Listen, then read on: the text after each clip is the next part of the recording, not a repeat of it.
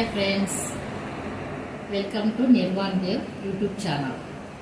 ఈరోజు మా ఇంట్లో చేసిన వంట వేడిగా అన్నము,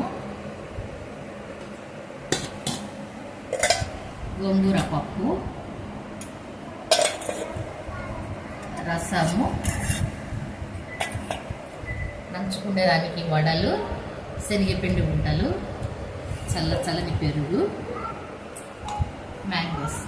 ఇది ఈరోజు మా డిన్నర్. Bye friends.